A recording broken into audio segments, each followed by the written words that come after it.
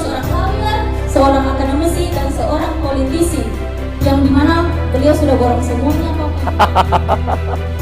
Soekarno, proklamator, sudah membayangkan bahwa tanpa jalan tengah, Republik ini tidak akan pernah lahir. Oleh karena itu, dia langsung menyerang pada titik yang paling sensitif dari persatuan. Sara, suku, agama, ras. Betul ya? Beliau langsung berbicara soal keindonesiaan dan menyerang titik paling sensitif. Sehingga beliau berani mengatakan, kalau jadi Islam jangan jadi orang Arab, kalau jadi Hindu jangan jadi orang India, kalau jadi Kristen jangan jadi orang Yahudi. Artinya apa? Tetaplah kita dengan Indonesia Raya. Siapapun menterinya begini, siapapun gubernurnya begini-begini saja. Kenapa?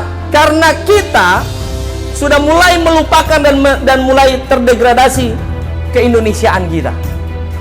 Cinta kita terhadap negeri ini perlahan memudar. Dan saya tidak bisa menyalahkan kalian, saya juga tidak bisa menyalahkan diri saya. Terlalu banyak kekecewaan yang kita di negeri ini. Tapi teman-teman, saya ingin mengingatkan pada kesempatan ini bahwa kita harus bersyukur memiliki Indonesia. Yang bertahan ini bertemu dengan orang yang gagal tadi. Dia bilang, kenapa waktu itu sis kau tidak lanjut? Dia bilang, bagaimana itu pelatih? Waktu tanya dia, Pak Pelatih, apakah menurut Pak Pelatih saya bisa jadi seorang balerina terkenal? Langsung kata pelatihnya, saya rasa tidak. Kecewa, pulang bos. Ternyata pelatih itu mengucapkan hal yang sama semua muridnya. Tapi yang tadi baper. Nah, ini poin kedua. Di politik jangan baperan. Jangan bilang, halah, tidak cocok Miu. Kenapa tinggi badan tidak sesuai? Tidak ada urusan. Ya. Ijazah tidak asli. Salah. Sorry. Bukan itu. Capek-capek kita kuliah soalnya. Dalam hukum pidana ada satu yang saya tidak suka teori, namanya teori Lombroso. Siapa fakultas hukum di sini? Teori Lombroso itu kan mengidentifikasi wajah orang bahwa ini wajah kriminal. Saya bilang kurang Lombroso ini. Kau sembarangan kau cek wajah orang, wajah kriminal. Belum tentu bos, jangan-jangan kau yang kriminal. Jadi banyak yang menjustifikasi ya, Anda ke depannya sudah tidak usah bagaimana ditidar. Aja tidar itu. Decoupling, disrupsi, shifting. Decoupling itu, coupling itu kan memutus sebelum pindah gigi.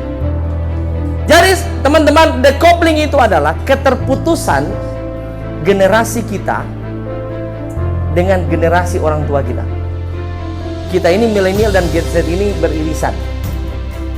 Masih nyandak kita, masih nyampe kita punya pikiran terhadap gadget, ya. Bukan macam mama saya, satu minggu diajar pakai HP, baru selesai diajar dia tanya lagi, ini bagaimana? Satu minggu, so setengah mati, so melekat. Kita betul-betul terlepas. Terlepas artinya betul-betul kita tidak ada nyambungnya lagi dengan mereka. Dari soal pola pikir, budaya maupun apapun itu. Karena apa? Dunia ini sedang mengalami disrupsi, perpindahan model. Potensi daerah yang ada sekarang ini, potensi-potensi sumber daya alam, jangan sampai kita kalah dengan orang-orang yang datang. Saya bilang, malas-malas kita ini. Apakah karena budaya kita yang ada yang bilang Indonesia ini kaya? Jadi biasanya kalau anak orang kaya itu malas. Termasuk, saya tidak bilang saudara-saudara ya, kita semua orang Indonesia. Orang Belanda datang jauh-jauh karena kita kaya. Orang Jepang datang juga karena kita kaya. Orang Cina datang karena kita kaya. Tapi kita lupa bahwa yang namanya kekayaan alam suatu saat pasti habis. Nah, teman-teman sekalian yang bergabung dalam Tidar, tanggung jawab politik kita adalah menjaga potensi sumber daya alam kita untuk anak cucu kita. Setuju? Itu dulu. Kalau organisasi ini tidak memberikan nilai tambah kepada kita secara politik, secara wawasan, sudah yuk cari lain. Itu yang pertama. Yang kedua, tanggung jawab politik tidak terletak pada pemimpin yang ada sekarang, tapi pemimpin yang akan datang nanti. Siapa? Salah satu dari kalian. Amin? Amin yang kencang dong. Amin. Salah satu dari kalian. Mudah-mudahan dalam ruangan ini saya akan melihat ke depan ada menteri dari dalam ruangan ini. Ada wali kota dalam ruangan ini. Minimal ada kepala keluarga dari dalam ruangan ini. Kepala juga itu. Tidak terbit itu kakak kalau tidak ada kepala. Harus ada kepala. Yang ketiga, teman-teman sekalian, jangan pernah berhenti untuk terlibat dalam organisasi politik seperti ini. Karena apa? Kemunduran dan kehancuran suatu negara terjadi ketika anak-anak mudanya menjadi apatis. Karena dengan belajar berpolitik, saudara-saudara akan belajar memikirkan negara ini, teman-teman akan belajar merenungkan arah dan masa depan negara ini, dan pada akhirnya hasil kontemplasi kalian akan membawa negara ini dua saja. Kalau bukan makin rusak, makin bagus. Pasti.